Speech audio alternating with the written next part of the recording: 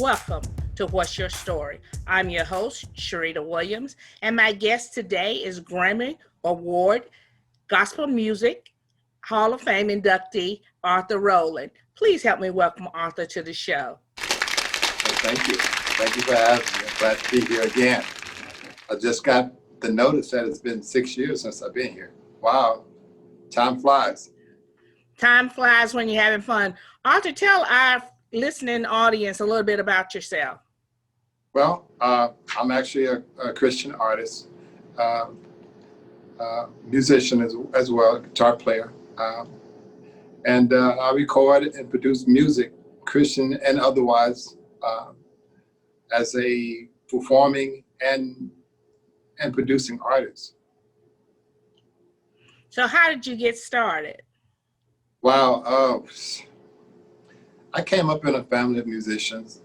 My dad was a pastor, and so we kind of started at my dad's church, me and my three sisters, and we were kind of traveling around with my dad, and he would do revivals and stuff, and we were providing the music for him. So that's how I got started, around the ages, 5 or 6 years old. So you've been in the business since you were 6 years old? Yeah, I've been in the business since I was 6, a long time.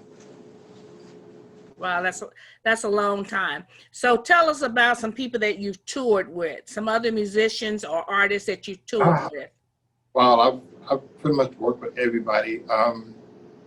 I started out, I left my dad's church to tour with the Williams brothers. One of the first artists I worked with, of course, during that time, as you know, we were touring, me and my three sisters were touring with all of the artists. We were doing what they call the chilling circuit at that time. We were doing all of these gymnasiums all over the country with groups like Caravans and Shirley, Caesar, and at that time it was a group called the Siamese Twins and the O'Neill Twins and Ernest. I'm gonna take it back. Slim and Supreme Angels and Mighty Clouds of Joy and artists like that back in the day. We were just touring. Willie Banks and the Messengers. And of course, on the bigger shows, we would do the Walter Hawkins and Hawkins families and the Darryl Coleys and people like, even James Cleveland back in the day was a part of the tours and packages that we did. So Arthur, who have you written for? I see that you're a writer and a producer. So What artists have you written for? I've written for a lot of artists, secular and non-secular. I've written country music with artists like Lady Antebellum and Rascal Flatts. I've done secular music for people like Anthony Hamilton and Angie Stone. I've done movie soundtracks, for Showtime and stars for movies like The Wire was my first big hit. Of course, I worked on soundtracks for a show that was done here locally with me, Black Lightning, which was a television series. So, I've kind of moved around and worked with a lot of artists. Okay, and I see where you were one of the first gospel groups to air on a white recording music label. Can you tell us a little bit about that? Well, the label was called Morning Star Records, which was based in Nashville. At that time, there wasn't a lot of Black artists recording in Nashville and Southern white gospel music. My friend Charles Johnson, who was a member of a group called the Nightingales, had started his own group, and he was one of the first Black artists, along with another friend of mine, Jesse Dixon. We were touring and doing the circus with people like Bill Gaither and people like that over there. So it was very few Black artists over there. So we were the first Black artists that they signed to Morning Star Records. At the time, the record company owner was named Eddie Crook, who was very big in country music at that time. And he caught a lot of flack for signing a Black group artist because they had, everything that came out of the label was white. But we were received very well. We were kind of like the Jacksons, the Rolling Stones on tour, because people would pack auditoriums just to see a black artist singing, traditional Southern white gospel music. So I see you've been in the business for 35 years, and you did a tribute overseas with Mahalia Jackson. Can you tell us a little bit about that? Well, I was with a group called the Pearly Gates, Lucille Pope, the Pearly Gates, and the Pearly Gates out of Atlanta, Georgia. Sister Pope was known as the Georgia Peach. She was probably one of the biggest uh, female gospel artists in the 70s, 80s, and even down in the 60s, recording on Peacock and Atlanta International. So she was world renowned and wrote a lot of hit songs like Real Christian Stand Up. Um, songs, what was some of the biggest songs we did back in the day? Great Reunion, so many songs like that. We got asked to come to Switzerland and Zurich and Austria, places like that. They were to sing a lot of the Mahalia Jackson songs that she had made famous all over the world. And so we went there to do kind of a play or rendition of the old Mahalia Jackson song from the movies, Imitation of Life and things like that. So we were there for a month doing a tour. So it was really good, and we sold out every night. So what made you go solo? I was a part of a group called the Blind Boys of Alabama. I had worked with the Blind Boys of Alabama for almost 20 years. And God was just telling me that, for so long I've been preparing you and you've been writing for other people and you never really ever was really satisfied with the way people were doing your music. And he said, why don't you do it your own self? And I just said, I was never a front person or an out front person. God said, I've been preparing you for this all the time. And, so he just said, if you just step out and make that step and just be brave, I'll show you everything that you need to do, because you've been watching legends and performing behind and singing and playing behind legends all your life that have prepared you to be that person out front. And so when I just got tired of being with record companies and writing music, and no one ever saw my vision, they always colored everything I did and made it sound like them. And when I heard the final product, it wasn't anything like how I started it. So I really wasn't really happy with that. And so to make a long story short, I was listening to one of my favorite artists, Prince, and he was talking about the business and how, the business had made artists slave to the music. And I had a huge record deal with Atlantic Records at the time. So I walked away from the record deal. And they said, what are you doing? You're never going to do anything, without us. And I said, well, that was a challenge for me. God was just saying it's time to leave.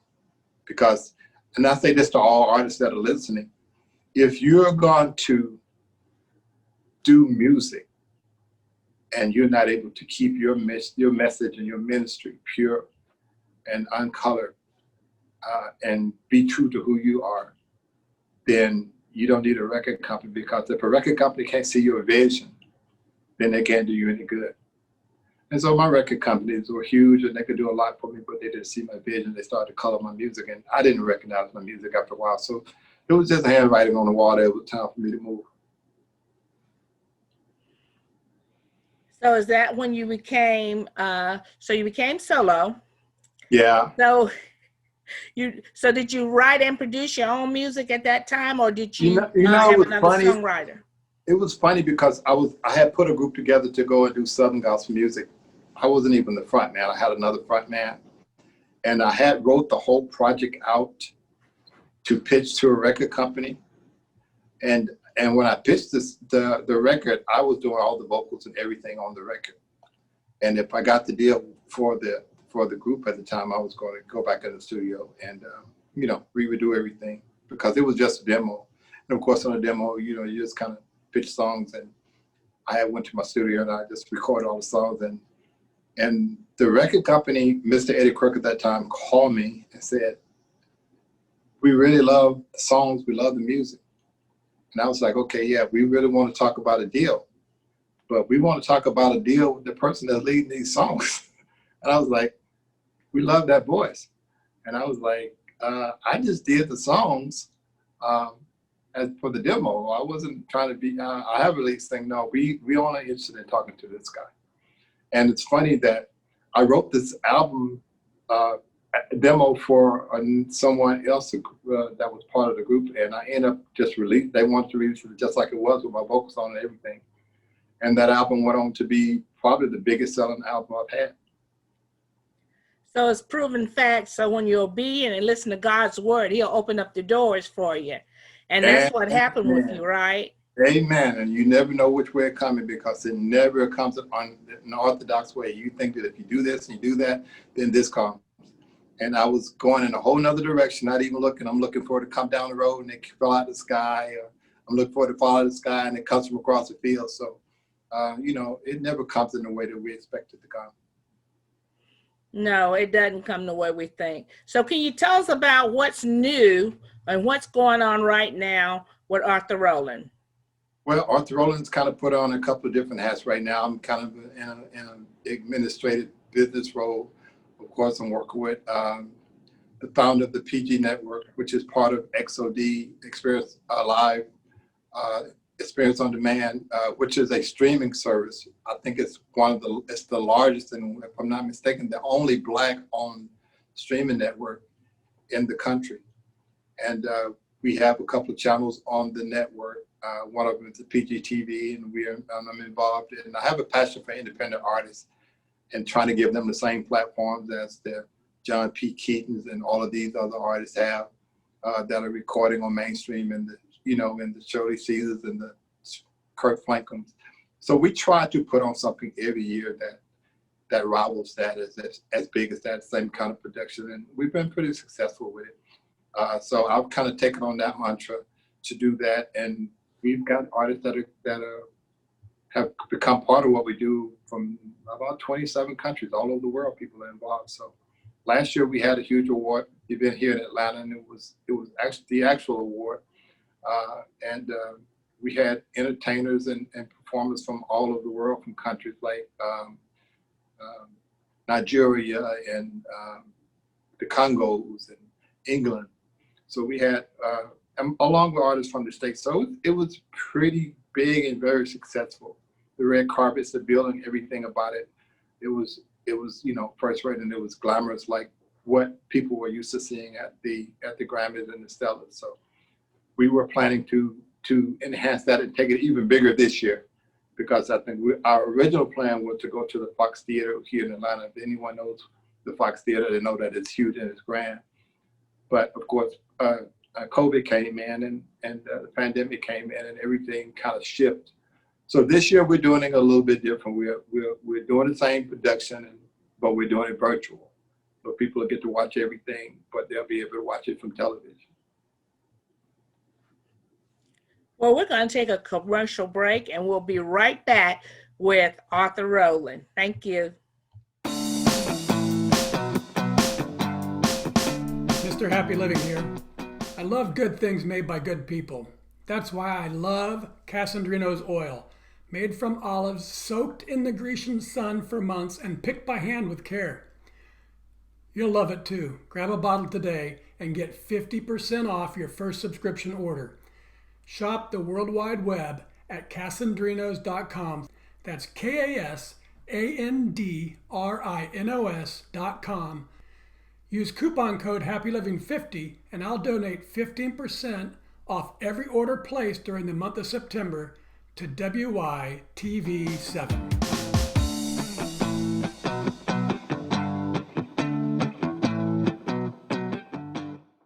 And welcome back to What's Your Story? I'm your host, Sharita Williams, and today my guest is Arthur Roland.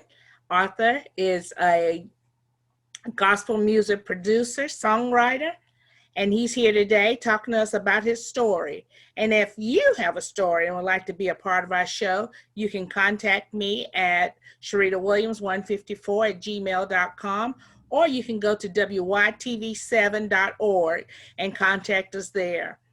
Arthur, can you tell us about what's coming up new? Can we talk about the Praise Factory? Yeah, the Praise Factor, we're going to start September 17th. Of course, it's going to be virtual, but people can tune in and watch it on XOD Live. Okay, and we just like when we do it, the actual event live, we're doing 3 nights. So it'll start on that Thursday night, September the 17th, and it'll go through the 20th, that Sunday. And so, we have a couple of different nights, different things.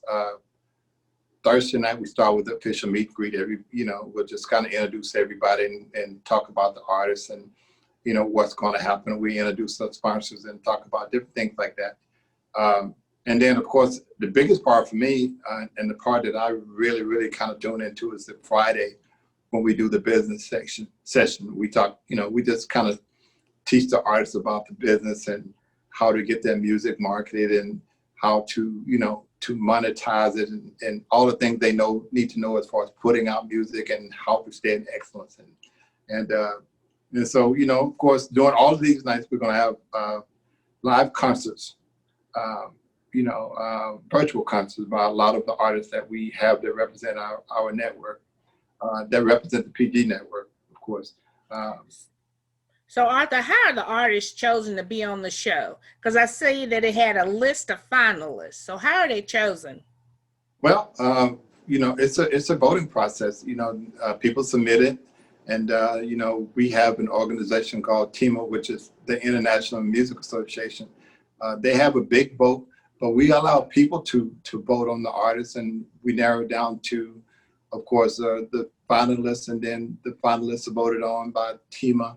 And then we narrow it down to 2 finalists. We don't really have a lot of input on anything. So we really, honestly, as a board, don't even know who the finalists are until the day of. Who the winners are until the day of. Arthur, where can the fans and our audience go to vote for the artists? Well, the voting and everything is done. We're at the final stage now. We're getting ready to do the award. So we pretty much narrowed it down to the final 2 nominees. And of course, we'll be announcing the winner on this Saturday. I think that's the 19th of September. And everything that we're doing, all of the shows and all of the events that we're talking about, they are going to be televised. I think starting on Thursday, we start at like 6 p.m. And, that's televised. You'll be able to see that part. And then we'll come back on Friday and we'll start at like, when I was talking about the business session, we'll start at like 9 in the morning. And that'll be on air all day. Be able to watch, all of the sessions and the panels and questions from artists and things, because it's going to be a wealth of information. And we're going to have a lot of movers and shakers in the industry to just talk about, to answer questions that the artists have about how to do different things with their music. And that'll go on until probably like 10 o'clock that night. So you'll be able to watch that. And by the way, Thursday, Friday, and Sunday, when we do the international awards, where we have artists from other countries represented on Sunday, all of those are going to be free to watch. The only one that they will have to, to actually pay per view to watch will be the actual award show, which will be a Saturday. And so everything else is free. So you can get your tickets at xodlive.com and just get ready, because it's going to be amazing. We've got a lot of surprise guests, a lot of names that will blow your mind that's going to be appearing on our award show. And everyone that came and watched our award show last year know that it was, it was stellar, it was first rate. So the Praise Factor Award is in its 13th season. How did it begin? Well, it was the idea of our founder, Dr. Teresa Jordan, affectionately known as Dr. T. She had a heart for independent artists, and I think she was kind of flustered and frustrated with the way the industry was treating artists that had a heart for Christ and trying to do the right things, and how they were getting shunned. So she wanted to put together something to give them a platform for people to see them. And that's how it all got started. It started out, I think, she was telling me, it started out as kind of like a American Idol kind of situation, where they would have artists on it. It started out as kind of one of those things and kind of morphed into what it is now. Well, it's been pretty successful because I see where 70, y'all had at least 70 million people who have voted on the fans. So Yeah, when the artists are, I mean, that's a lot. So when the yeah. artists are selected and the people cast their ballots, so do you announce that on the show that season or the following season? No, we announce it on Saturday night at the actual awards, who the winners are, and of course they'll get to come on because the two finalists all know who the two finalists are. They just don't know who's going to win. So they'll both be preparing because we're virtual versus being there. They're everybody's preparing an acceptance speech, because they don't know who's going to win. So whoever the winner is, we'll actually play the acceptance speech live. So will you be performing on the show? Well, I'm glad you asked that. And that was kind of a surprise. I'm going to do something. I think I'm performing, if I'm not mistaken. I'm doing like an impromptu jam session, just me and guitar. I think I'm doing it Saturday on the main show. So you'll get to watch that. For people that haven't had a chance to hear me play, to do what I do, you'll get to actually see it firsthand on Saturday night. I'm kind of excited about that. So in the mornings when y'all are doing like the instructional tutorials with the artists, is that when you're going to be shooting or? We're gonna be airing that. Yes, we'll be streaming live with that. It's going to be really interesting. One of the people that we bring in is my friend Babby Mason. She has a big thing out of her farm every year where she brings artists out and kind of does the same thing. So we kind of combining a lot of things and working together this year. So our heart is for instructing and teaching new artists in the business about the pitfalls and not to make the mistakes and how to get to the level they're trying to get to, charting their music and keeping up with their music and all the things they do with their music, as far as, because I always say everybody wants to be famous. And in this business, if you're just trying to be famous, you're not going to do very well. But you can do the right things as far as to make sure that all the bases are covered. If you're going to put your music out there and people are going to buy it, you want to make sure that you can track it and keep up with it and make sure that the residuals are coming to you and not someone else. And that's very important because we see so many artists that are broke or lose their royalties. So that's very important. And I know a lot concept. of them. And I know a lot of them, and it's sad to me because I know some very big artists that are legends in the business that don't even have the rights to their music. And it's sad to say that record companies, huge record companies, are selling catalogs every day, and they're setting up wealth for their kids and their grandkids and their great grandkids through your music and your blood, sweat, and tears and your product, and you're not getting any of it. Because, we were at the time in the 70s and 80s and 90s, we were so excited about just recording and hearing ourselves on radio. We really wasn't we wasn't covering the bases. You know what I'm saying? We didn't understand the details of how to get our money from the music. We were more concerned with doing shows every night, and that's where we got our money. We were selling out arenas and we were getting paid that way. So, but there was so much left on the table, and the record company said, if you don't ask, then you're not really concerned. So we'll just keep all that for ourselves. And that's where the lion's share, most of everybody's money and wealth was going, because these are the things that provide residuals for you, your grandkids, your great grandkids going forward. And so artists left so much money on the table. And this is what we try to teach artists about, how to cover those things. Yeah, that's one of the reasons why WYTV7 guard their network, because of that. You have to protect your own. Absolutely. And a lot of people are not educated enough, and that's one of the missions of WYTV7. We educate, we empower, and we encourage. So I want to thank you for coming out and sharing your story with us today. And can you just do a recap and let us know about the Praise Factor? Because I'm excited about that. I'm excited about 13 seasons. So can you just recap and let our audience know? Well, again, if they want to watch it, they can tune into XOD Live. It's a Black-owned network. And if you have a Roku TV or a computer or anything, you can tune in. We start on the 17th of September, and we go through the 20th with our main award show on the 19th. That's the only part that's paid per view. Everything else is free. We cover everything from just meeting artists and hearing their stories. Some of the huge artists that you know, that are household names, down to new artists from all over the world. And then, of course, on the Friday night, we do Friday, we do the business session during the day. And, we talk about those things. And then, of course, we got a magazine that's part of everything we do called Ordinary People Magazine. And that's hosted by one of our board members, Berna Nickelberry. And so she'll be talking about that. And, this year we were fortunate enough that what we did,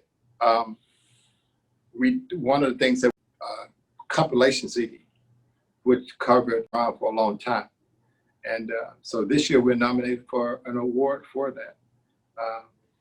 So we're kind of excited about that. And of course, like I said, Saturday night, we are going to do the main stage and we have our main show there. And Sunday, we'll have all our international artists and different foods from all over the world and artists preparing everything. And we have performances by artists from all over the world. So you'll get to hear a lot of different flavors of music, which is going to be fun. Saturday is great, but Sunday is kind of one of my favorite parts because I get to see a lot of people from all over the world and hear that music, artists that I never really get a chance to really just listen to their music as much. And of course, I always love the foods. So Arthur, thank you. And don't let it be 6 more years before we hear from you again. Amen. We would love to track you and stay in tune with you and follow you. We've got a partnership now, and I think we're going to do some great things coming up after on the other side of this pandemic. I'm praying that everybody makes out of this safely. And, it's an unusual year. It's been an unusual year for everybody, but God. And he's still in charge. And, we've all been through worse, as people. So he brought us through that, and he's going to bring us through this. I believe that. And yes, I believe he will bring us through. And I believe that people are going to come out on the other side of this a lot closer to God. What another testimony. Because, most people know my story of how I came from being homeless to where I am now. So we are, there's nothing I haven't seen. So I do believe and I trust God for everything because I know if he brought me from that to this, he can bring me from where we are now to the next level that he's taking us. Well, thank you, Arthur, for sharing your journey on What's Your Story, where ordinary people do extraordinary things. So thank you, and we appreciate you. Thank you for having me. I look forward to coming back again. Again, don't wait for 6 years to get you. We won't do that. Thank you, guys. All right, so we look forward to seeing you on September the 17th on the Praise Factor. September 17th through the 20th. And through the 20th.